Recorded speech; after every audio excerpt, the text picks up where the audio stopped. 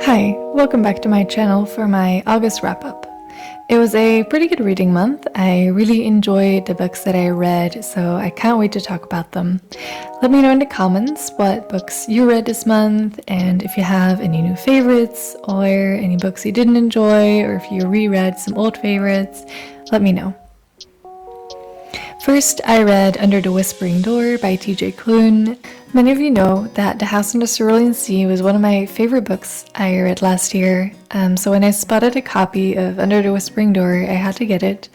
For anyone who has not read either books, I would say that it's like reading a Pixar movie. It makes you feel all warm and fuzzy inside. For me, both of these books have become such comfort books, and I can't wait to read more of the author. In any case, back to Under the Whispering Door.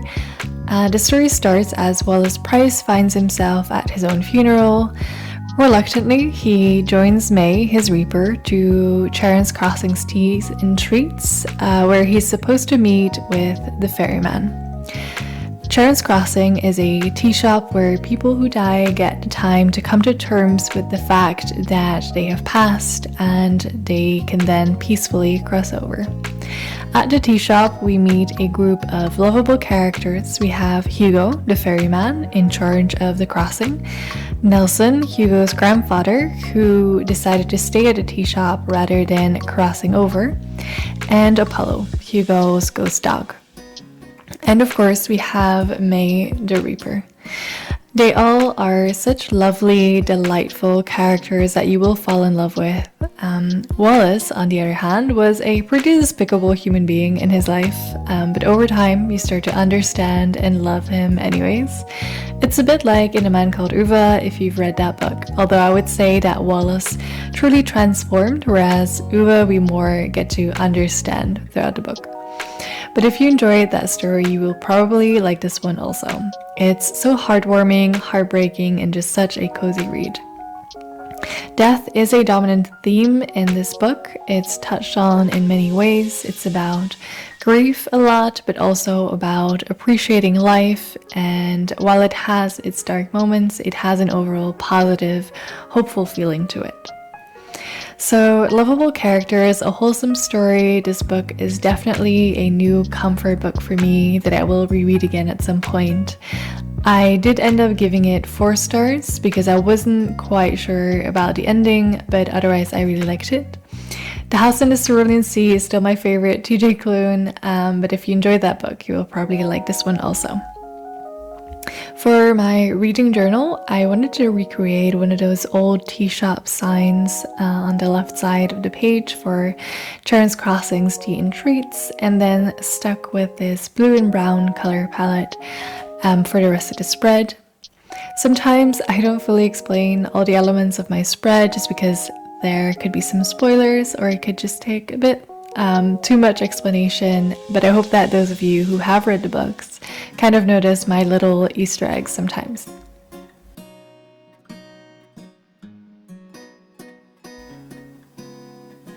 Next up is On Chesil Beach. I picked up this book from a charity shop because Ian McEwan's other book, Atonement, was one of my favorite books in my late teens.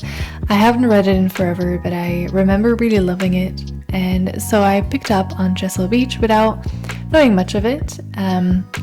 But I did remember that the author's previous books are usually a little uncomfortable and awkward to read, but it's also very beautifully written, and that's exactly what I got from On Chesil Beach as well.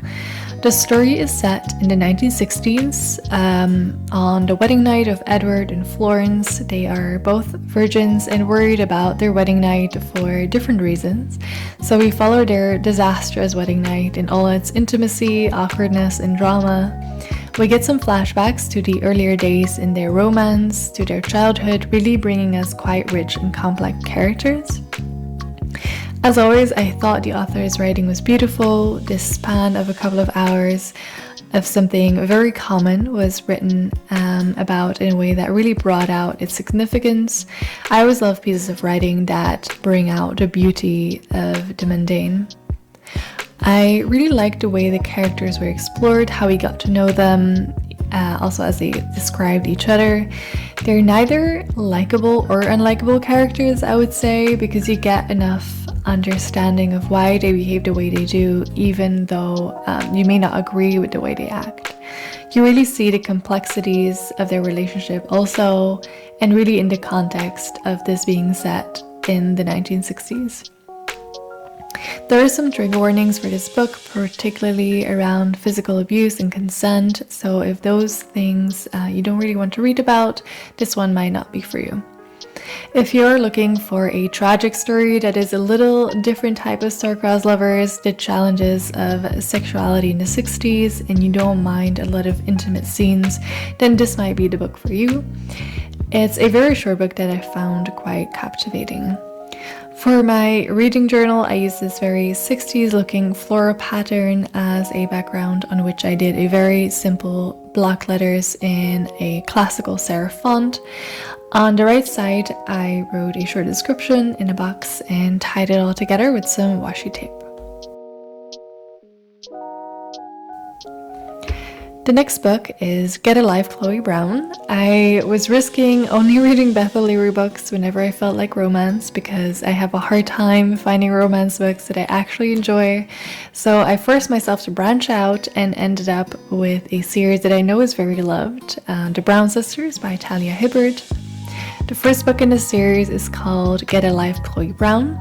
I really enjoyed this book. It's funny, it's cringy, but in the best ways. It's emotional and it's steamy. This book is so many things at once. I found Chloe to be a character that I easily got attached to. She's kind, she's smart, and she's determined to get her life together. Her character is really well fleshed out, both in a serious and emotional way, but there are also these very funny and awkward moments in the book that just highlight her lovable and genuine character. I think she has a lot of character traits that are easy to relate to. She's an avid list maker, a bit of a geek, and I thought it was also really nice to see a main character with chronic pain, which is not something often talked about in fiction books. Red, the love interest, shows how characters can be human and flawed, but at the same time you're really rooting for them because you know they're clearly a good person and they just have a history and tough things to go through. So overall, I thought the characters were lovable and nuanced, and I got very invested in the outcome. The storyline is pretty straightforward. Chloe wants to get a life, and we follow her as she pursues that in the only way I also know how to tackle it, by making a list on how to do that and ticking things off one by one.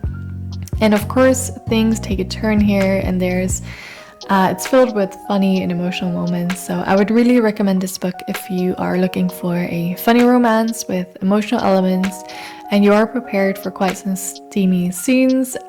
This is your you might not want to read this in public warning.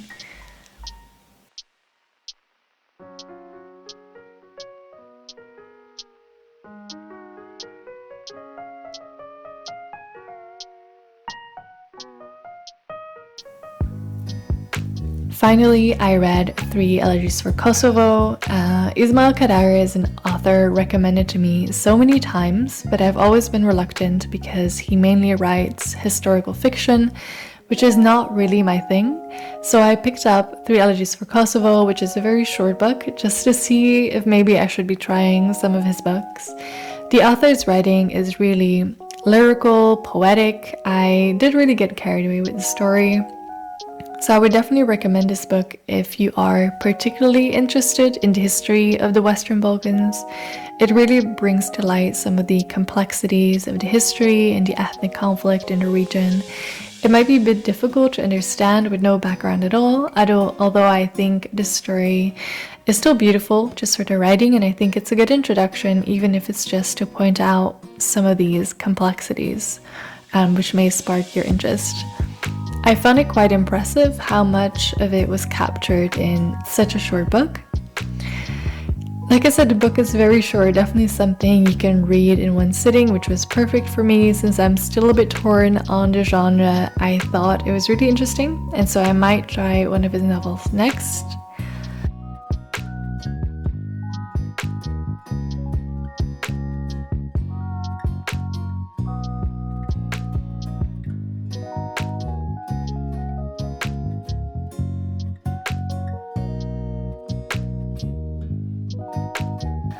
That was it for August. Thank you so much for watching. I hope you enjoyed the video and have a nice day.